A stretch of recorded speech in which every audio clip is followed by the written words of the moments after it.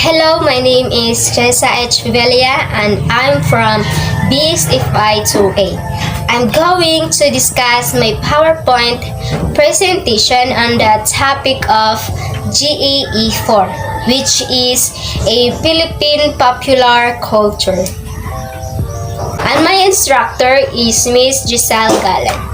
This is my PowerPoint presentation on the topic of hospitality, which was assigned to me. Let's proceed to my PowerPoint presentation. So, what is hospitality? We all know that hospitality is being friendly and generous and entertain their visitors or even strangers. What is hospitality of Filipinos? The term Filipino is now synonyms to hospitality or being hospitable. Filipino hospitality knows no bounds, whether you're a foreigner or a fellow Filipino, and being sensitive to the needs of a house guest knows no socio-economic status. Filipino hospitality in history.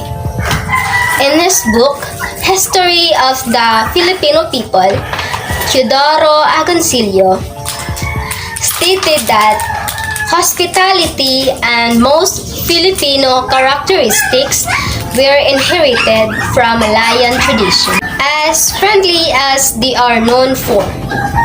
The hospitality of Filipinos is a common trait that can be recognized through their convivial and heartwarming character. This can typically be observed in how Filipinos pleasantly welcome their guests, whether locals or foreigners. They put their best foot forward to make them feel comfortable in their country and homes. Did you know that Filipinos have been generally known for treating their visitors warmly, regardless of the race? Filipinos being hospitable makes the culture of the country outstandingly distinct. Some people say this Filipino trait is the effect of our many centuries or having been colonized by more powerful Western countries. Others say that our forefathers had always been hospitable to strangers, which explains why they were easily colonized. Whatever the case, hospitality has become a deeply part of the Filipino culture and something we can be proud of. Part of Filipino culture is how they receive their guests with hospitality and respect. Here are some Tagalog phrases. Tuloy ka or kayo.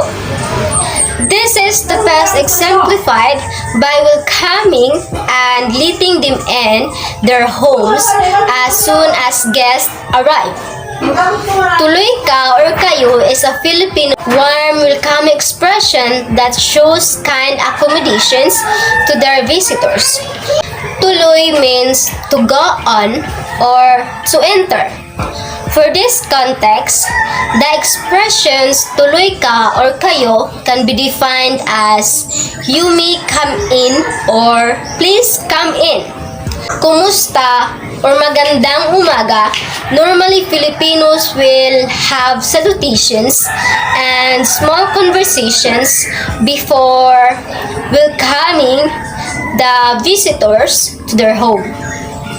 Guests are received with kumusta or magandang umaga. Umupo ka muna or kain tayo. To accommodate their guests, Filipinos welcome them and ask them to take a seat as a thoughtful gestures. Umupo ka muna, as Filipinos would say that means take a seat first. Guests are asked to sit down while the host prepares food and drinks for them. Giving food and drinks is a traditional way of Filipinos to make their visitors feel at home and appreciated for stopping by. As the host, Filipinos would feel glad to have served and welcomed you to their homes. Due to their hospitable nature, it's a pleasure for them to see their guests feel at home and will see accommodated. This is why visitors should acknowledge this warmth and generosity of the host too, by accepting their invitation and the food that they have especially prepared. Unless you ate already and feeling full, you may respectfully decline by saying, "Salamat, katatapos lang," or "Salamat, busog pa naman." Filipinos have been known to be amazingly friendly to strangers. They treat visitors, foreigners, or guests as if they have known them already. Hospitality seems to be a Filipino identity, whether people will like it or not. Short FC, feeling close. The Filipino hospitality is something to take pride in. We Filipinos are not perfect, but despite our imperfections, we have lots of traits that make us admirable to other nations. In terms of hospitality, certain well-known habits could be reflected. First is untowering welcoming speech. This is the first sign of a Filipino hospitality. Whenever you go into a store or any business establishment, Filipinos would greet you with a warm welcome and would also thank you for coming over even when you do not buy anything. They can even say thank you to a dismayed person after being thrown with hurtful words. One can even observe it on streets, sidewalk vendors, cigarette sellers, security guards, and even the bigger street foreigners with hospitality and full respect. They would say magandang umaga or good morning every morning to anyone they meet on the road.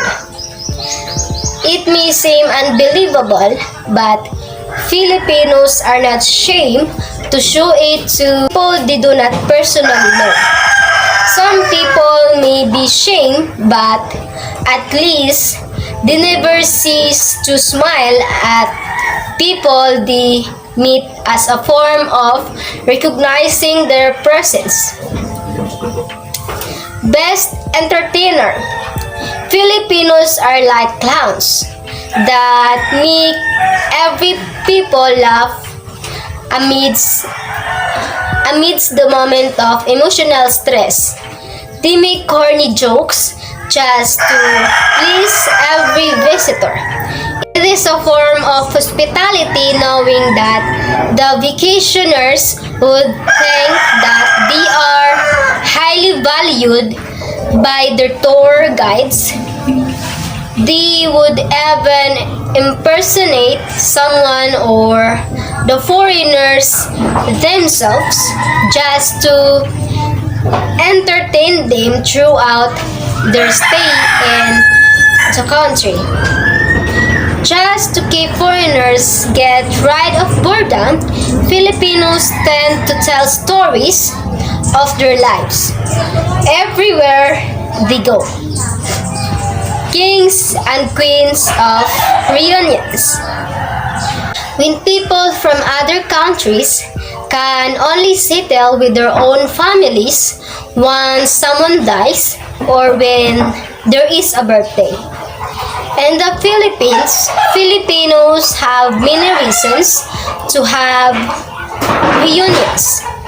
It becomes of the Filipino sense of hospitality when Filipino families would have the opportunity to show their relatives, friends, and workmates how good they are by bringing them to their houses and begin having parties.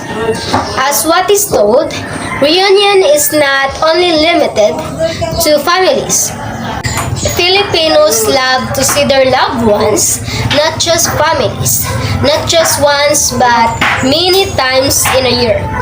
And they keep being hospitable during reunions. It may be a form of arrogance by impressing people of how good they are. But it is the best thing that can happen on earth. Filipinos do not want to be alone.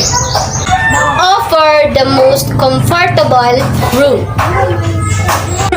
If a relative or a family friend will have to stay for the night, the most comfortable room and bed will be provided.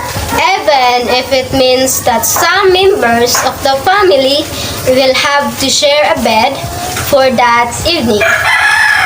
Take out the best plates. They take out their best china. Women are kind of obsessed with plates for some reason. My mom keeps all her best ones in a china cabinet. She only takes them out when a guest we are not very close with arrives.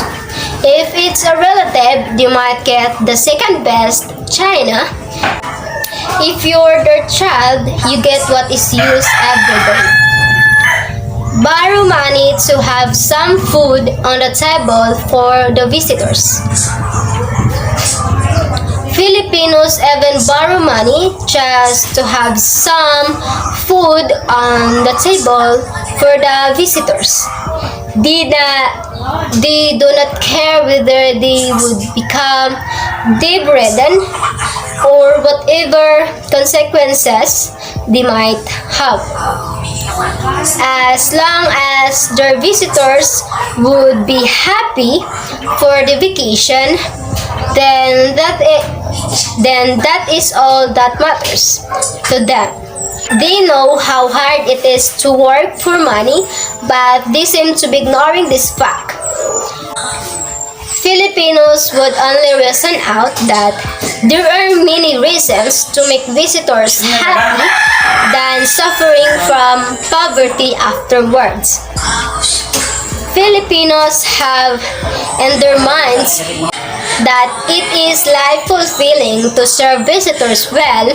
It is a sort of comfort for the Filipinos to make someone also happy, someone else happy because of their good deeds. So this is the last slide. Summary. Filipinos are generous and hospitable people, especially to their visitors. They would even go out of their way just to accommodate their guests. Learn these Filipino terms that express hospitality to understand the cultural context and appreciate their generosity as well. And that's all, guys. Thank you.